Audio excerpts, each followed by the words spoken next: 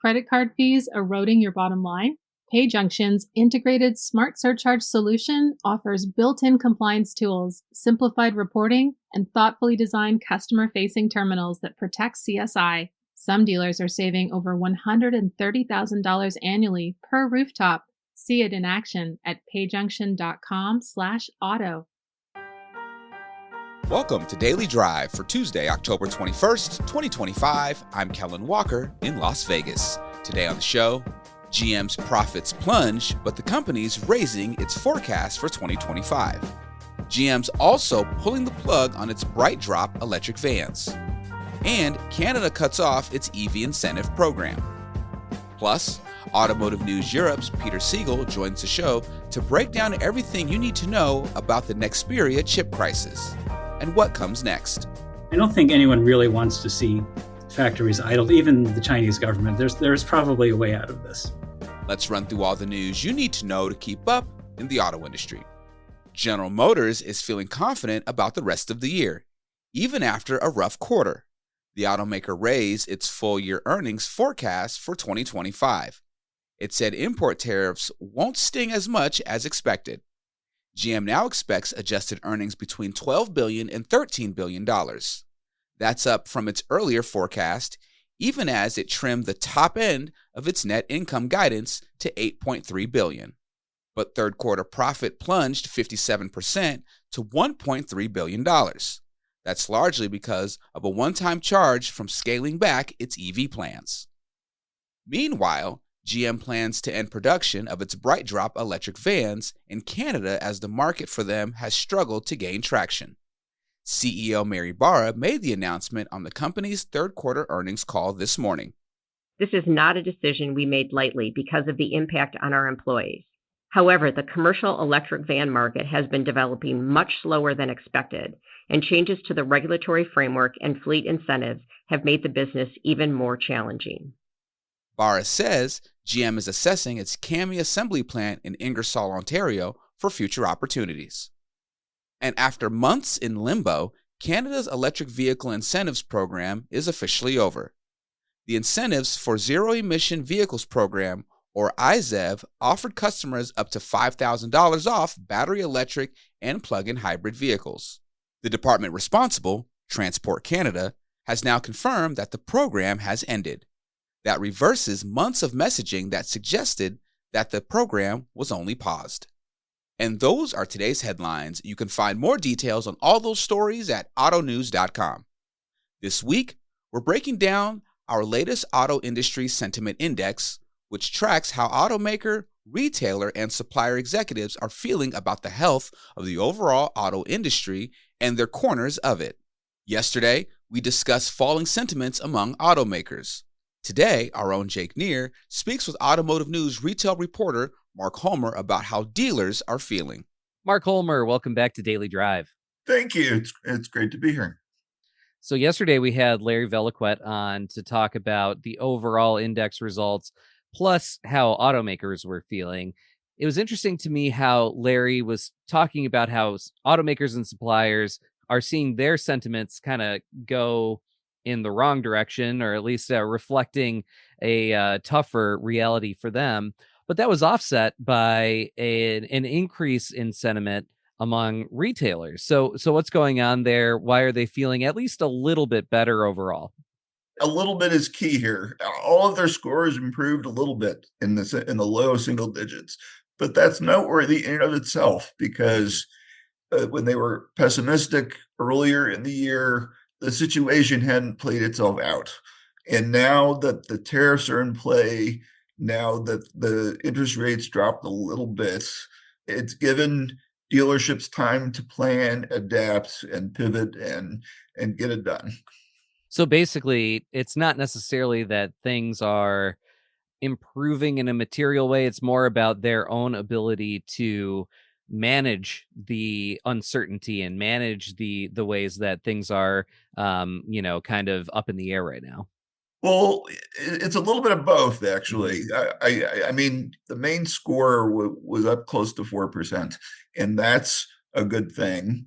And they're more optimistic about the current state. They're more optimistic about the future state of things. And the adaptation is part of that, but they also, the smart dealer, and there are many of these who have reached this point, have diversified businesses. So it's not just selling cars, it's a good service business. It's the F&I, it's handling loans and other things.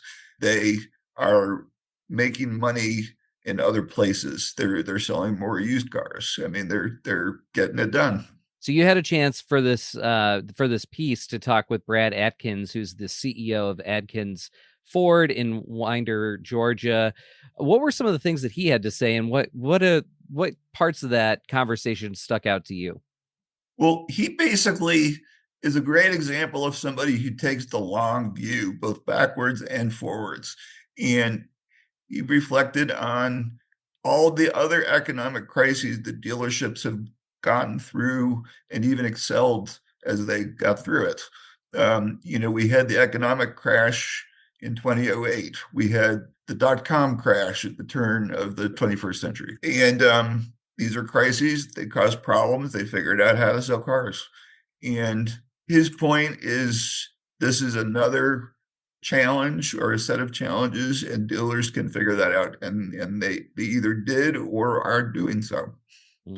In his own business, he's been expanding his service-based situation. So he can handle many, many, many vehicles in terms of issues with recalls, in terms of just regular maintenance, changing oil. That's just one example of how to generate revenue in other ways. All right. Well, Mark Holmer has been covering the retail side of things for us. Mark, I really appreciate you joining us here on Daily Drive. My pleasure. Thank you. On tomorrow's show, we'll look at results from supplier executives who felt less optimistic in the third quarter. You can find all of the findings of our Q3 Auto Industry Sentiment Index on autonews.com. Coming up, the industry stares down another possible chip crisis as supplier Nexperia gets tangled in geopolitics. We'll dig into the problem and possible solutions next on Daily Drive.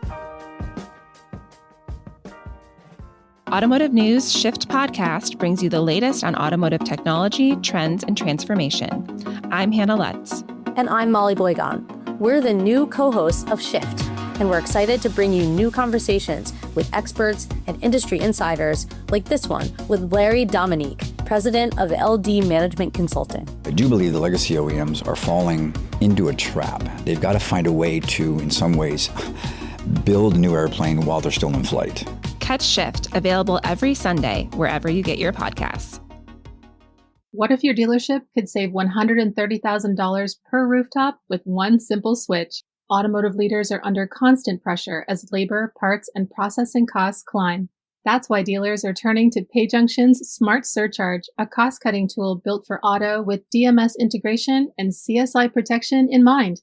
Smart Surcharge automates many compliance requirements with terminals that display disclosures, automatically exclude debit cards, and integrate with text-to-pay. These features protect CSI by giving customers a clear choice, the convenience of credit or the savings of debit. The impact? One dealership using PayJunction cut its effective card and debit rate by 58%, saving over $130,000 a year per rooftop. And now dealers making the switch to Smart Surcharge can get even more, since PayJunction is offering a free month of processing to dealers and shop owners, reimbursing up to $10,000 in processing fees when a qualified auto industry merchant activates Smart Surcharge by visiting payjunction.com/drive savings. For 25 years, PayJunction has built its own payment technology, specifically engineering tools that integrate payments with auto industry management software while providing access to tools designed to enhance the customer experience. Take control of costs, streamline payments, and reinvest your savings with PayJunction to gain a competitive edge for your business. Get your free month at payjunction.com/drive savings today. Welcome back to Daily Drive. I'm Kellen Walker. Automakers in the US and Europe are facing a familiar crisis.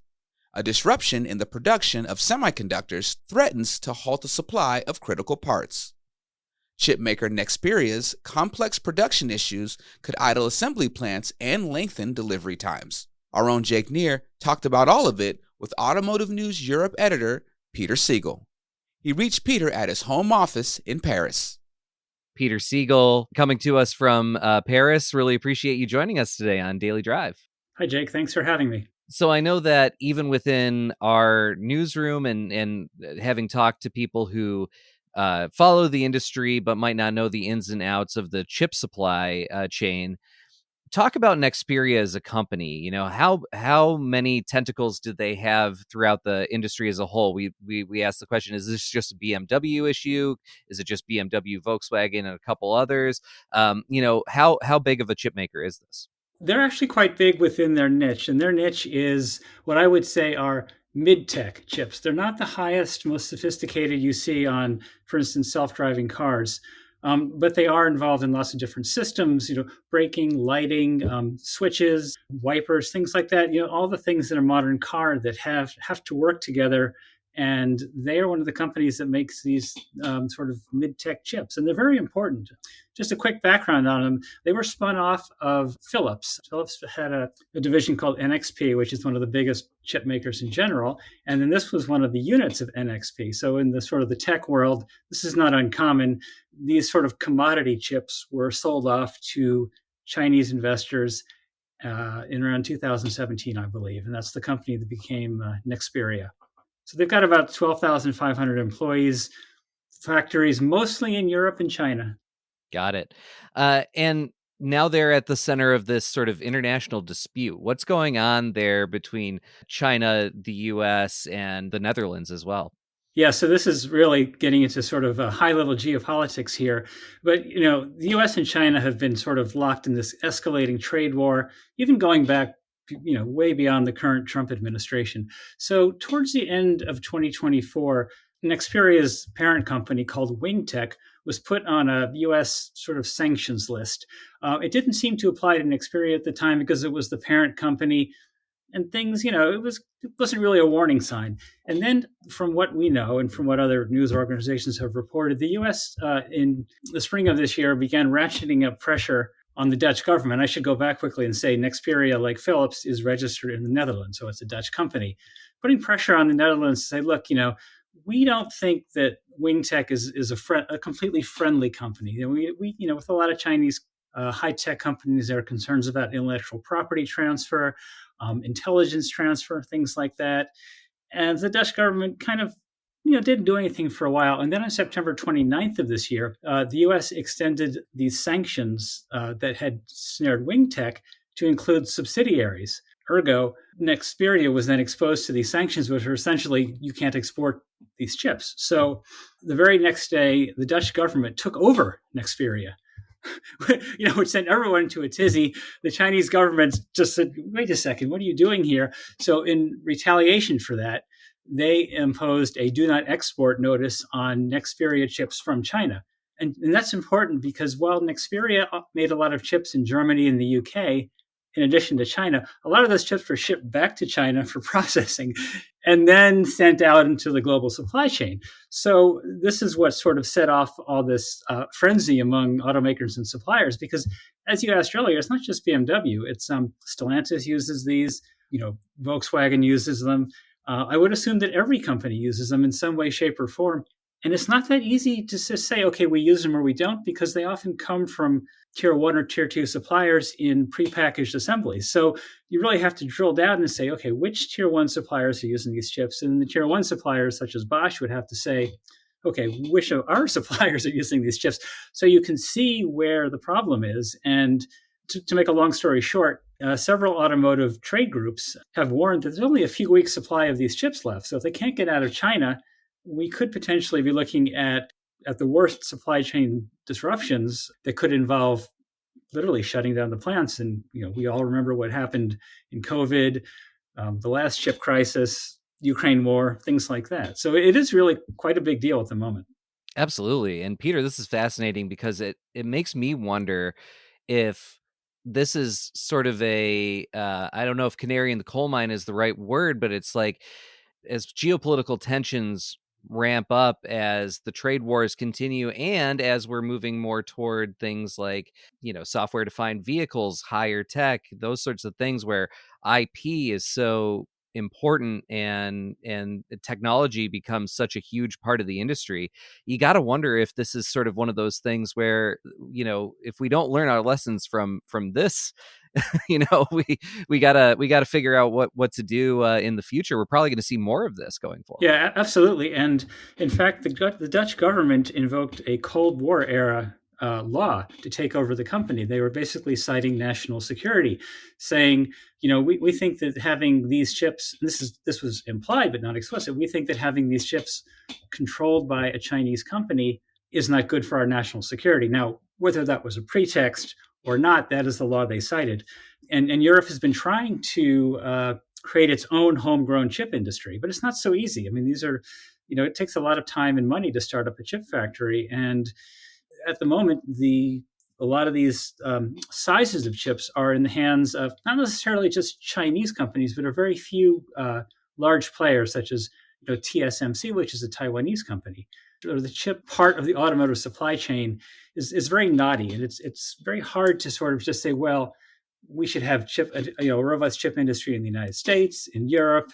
It's not quite that easy. Sure. So where do we stand now? I know that there was some news last week that talks had started to try to ease these tensions, or at least come to an agreement to keep the supply flowing. What's going on with that? So, according to the European auto lobbying group, ASEA, their members and suppliers received a note on October 10th from Nexperia saying, we can't guarantee shipments of our products, which what that basically means is it's time to panic. So, yeah. But really, if you've only got a few weeks supply of these chips. So at the end of last week, the Dutch government said they'd entered into negotiations with Chinese officials to try to find a way out of this. On Sunday, the Dutch economic minister said that he was going to meet with his Chinese counterparts in a few days. This morning, the plot thickens, the Chinese unit of Nexperia said, we're not going to pay attention to the fact that the Dutch government has taken over the European operations. We're going to continue operating however we want to. And then the Dutch government will know they're lying. This isn't true. So this is getting into sort of a tit for tat thing. But I think everyone does recognize the seriousness. I mean, all kidding aside, there have been serious warnings from the European and American automotive lobby groups saying, look, we need to do something about this. This is no laughing matter. And some automakers have put in place sort of what you might want to call mitigation efforts that are sort of a direct outgrowth of the last chip crisis. I received a message from an analyst this morning who said, some of them have learned the lesson, and they are trying to find alternative sources, or they're sort of activating these action plans that were developed, after COVID and after the 2021, 22, 23 chip crisis earlier. So there's probably a way out. It may be diplomatic, but there is probably a way out. And I don't think anyone really wants to see factories idled, even the Chinese government. There's probably a way out of this. Yeah, you mentioned, there probably is a way out. What happens next? Where is this story likely to go? Well, I would assume that if there are meetings with the Dutch government and Chinese officials, they will attempt to find some kind of compromise, whether on the governance of Nexperia.